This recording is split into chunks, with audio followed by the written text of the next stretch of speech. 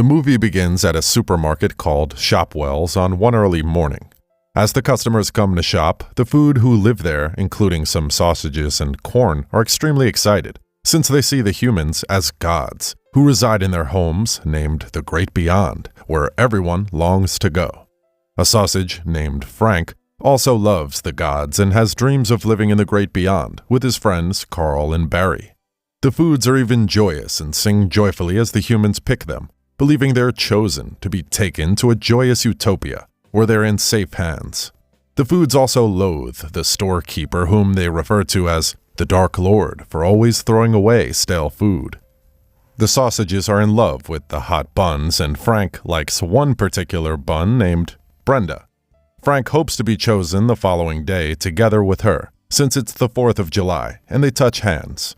The following day, a customer returns a honey mustard, which he bought instead of normal mustard.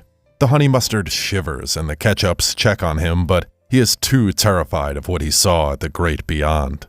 Meanwhile, a female customer chooses Frank's sausage package together with Brenda's buns and some other foods.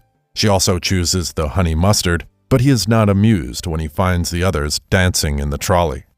Honey Mustard warns them that they're going to their doom, and he even calls the humans monsters, but nobody listens except Frank. He then tells Frank to talk to a bottle of liquor named Firewater, before jumping out of the cart and breaking his glass. The cart then has an accident that leads to Frank, Brenda, and an aggressive douche falling out of the shopping cart. Douche's nozzle is badly bent, and he is discarded by the store manager, for which he blames Frank. A bagel named Sammy and a lavash named Kareem are also dropped, and Kareem also blames Frank and his bun for their misfortune. Elsewhere, the discarded douche feeds off of a leaking juice box and buffs up, then sets on his new mission, revenge against Frank. Later, Frank leads Brenda, Sammy, and Lavash to the store's liquor aisle, seeking to verify Honey Mustard's warning. There they are amazed to find a crazy party where all the liquors are outside their packages. Frank also goes alone to meet Firewater in his cave. Firewater explains he is the original inhabitant of those lands, and Frank inquires about the Great Beyond. He also meets the non-perishables, immortal foods, Twink and Grits, who decide to tell him the terrible truth. While waiting for Frank outside, Brenda, Sammy, and Lavash are brought to the Mexican food aisle by a bottle of tequila, who is secretly working for Jude. However, a taco named Teresa del Taco, who develops a crush on Brenda, warns them of the trap and helps them escape douche through a secret passage. Later, after taking a blaze, Firewater and the other non-perishables blatantly reveal that the humans kill and feed on them at the Great Beyond. Before, everyone knew that scary fact and screamed when chosen. So the non-perishables created the story of the Great Beyond, where the gods care for them, and they would then go out of those doors happy instead. The foods are now distracted from the truth that they get brutally devoured.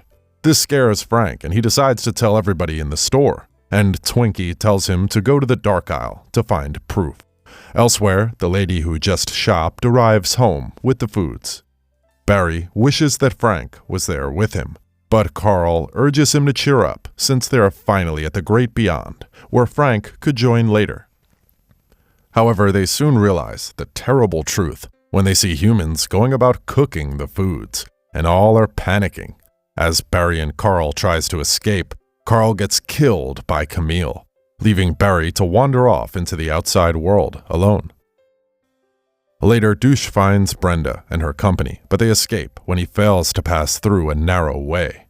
Barry stumbles upon a human drug addict in his shopping bag, which reads Shopwell's. Wanting to go back and warn Frank, he clings onto him. Meanwhile, Frank reunites with Brenda and his friends and reveals what he learned from the non-perishables. He also intends to travel to the dark aisle beyond the freezer to discover the truth. Brenda questions his motives since he doesn't care about her, and she refuses to go with him and heads back to her aisle. Sammy, Kareem, and Taco Lady also follow her, leaving him alone. Elsewhere, the junkie arrives home with Barry. He injects himself with some bath salt drugs he just bought and gets sky high. All of a sudden, he is amazed that he is able to see Barry and the other foods which seem to have come alive, and he panics. The foods are also surprised that they can communicate with him. They ask him to stop eating and drinking them, while Barry asks to be taken home to Shopwells. As Brenda, Teresa, Kareem, and Sammy return to their aisles, Brenda is sad and misses Frank. Bagel Sammy and Kareem part ways with the group and return to their aisle.